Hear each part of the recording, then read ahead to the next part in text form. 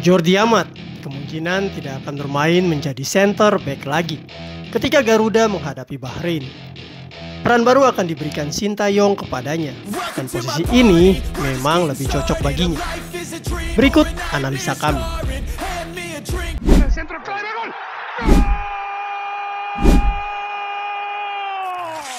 Football Universe.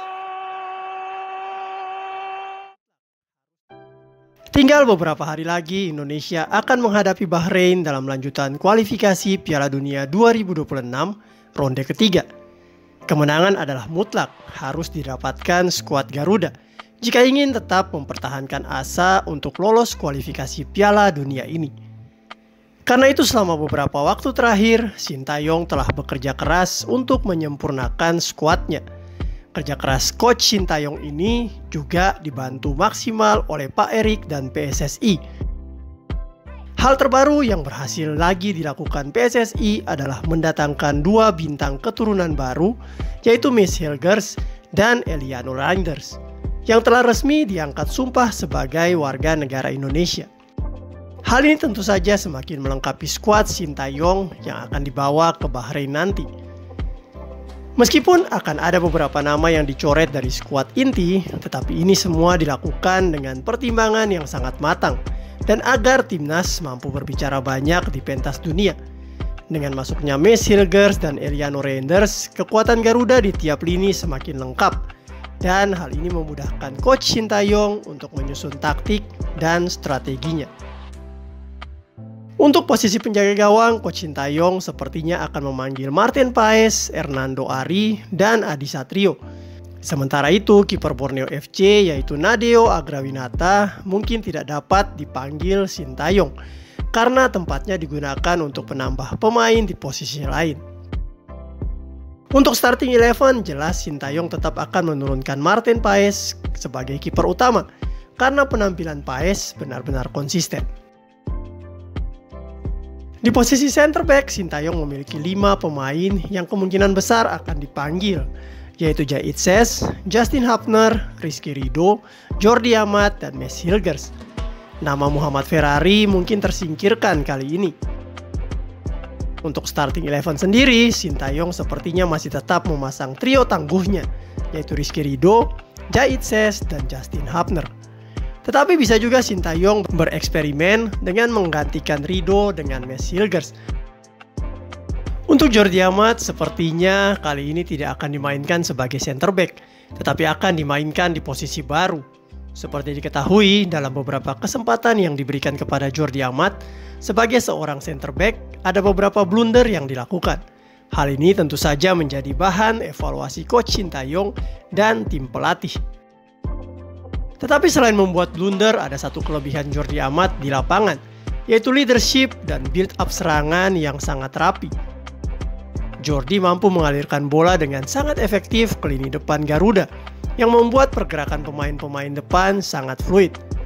Akurasi dan arah passing Jordi selalu tepat dan mampu ditempatkan di tempat dan waktu yang tepat.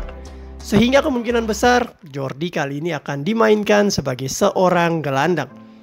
Entah nanti mendampingi Tom Haye ataupun sebagai pengganti Tom Haye, karena kedua orang ini memiliki kemampuan mengalirkan bola yang baik dan visi bermain yang kreatif. Jordi sangat sabar ketika membangun serangan dan juga sangat baik dalam distribusi bola.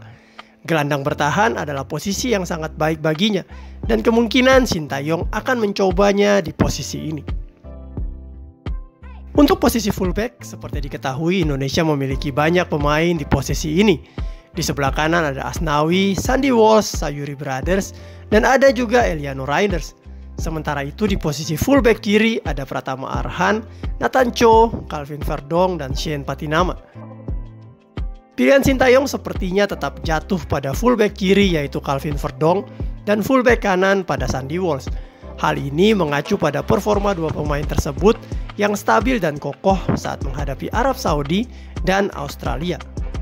Sementara itu Reinders sepertinya didorong ke depan untuk membantu penyerangan dan Nathan Cho tetap akan juga membantu posisi gelandang.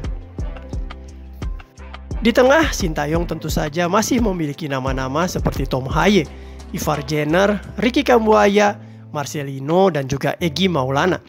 Tetapi seperti info kami sebelumnya, bahwa Jordi Amat dan Nathan Cho akan juga membantu lini tengah. Sehingga kemungkinan besar Sintayong akan menurunkan Nathan Cho berpasangan dengan Tom Haye. Atau bisa juga Ivar Jenner berpasangan dengan Tom Haye. Dan sebagai pemain pelapis, Jordi Amat dipersiapkan untuk menggantikan Tom Haye jika Tom staminanya sudah menurun. Atau bisa juga Tom Haye berpasangan dengan Jordi Amat di lini tengah, sehingga akan banyak kreativitas yang dapat diciptakan. Di lini depan kali ini Sintayong juga dapat mencoba formula baru dengan memainkan Rafael Strijk, Ragnar Oratmangun, dan Eliano Reinder. Lini depan yang belum juga terlalu teruji untuk sering membobol gawang lawan menjadi masalah utama yang harus dipecahkan. Di momen inilah Eliano diharapkan dapat membantu maksimal Oratmangun dan Rafael Strijk. Kreativitas, penetrasi, umpan-umpan terobosan ataupun crossing, serta kemampuan menjaga bola di area lawan sangat dibutuhkan dari seorang Eliano agar Indonesia dapat lebih banyak mencetak gol. Demikianlah starting 11 yang mungkin akan diturunkan Sintayong di laga melawan Bahrain nanti. Ketambahan Messi Hilgers dan Eliano Reinders diharapkan dapat meningkatkan kualitas permainan Garuda. Keefektifan formasi 1-3-4-3 Sintayong kali ini bakal teruji lagi, karena tentunya Bahrain sendiri tak mau kalah dengan mudah.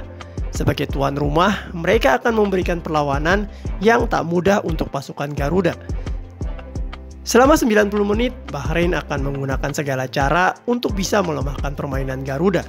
Dan tentunya hal ini tak boleh dianggap remeh. Sampai saat ini semua pemain Indonesia dalam kondisi baik saja di klub mereka. Hanya Sean Patinama yang terakhir dikabarkan mengalami sedikit cedera.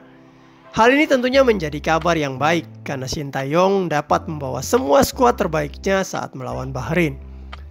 Hal menarik yang bisa terjadi juga adalah Sintayong dapat menurunkan semua pemain yang adalah keturunan tanpa satupun wajah pemain Liga 1. Tetapi hal ini juga tak perlu dipermasalahkan karena semua pemain keturunan adalah juga warga Indonesia. Jangan pernah membeda-bedakan mereka seperti beberapa komentar tokoh-tokoh yang tak bertanggung jawab, karena hal tersebut dapat membuat timnas menjadi lemah. Sebagai supporter kita selalu mendukung timnas sampai nanti lolos Piala Dunia. Doa dan dukungan terus dilantangkan dari Sabang sampai Merauke untuk kejayaan Garuda. Amin.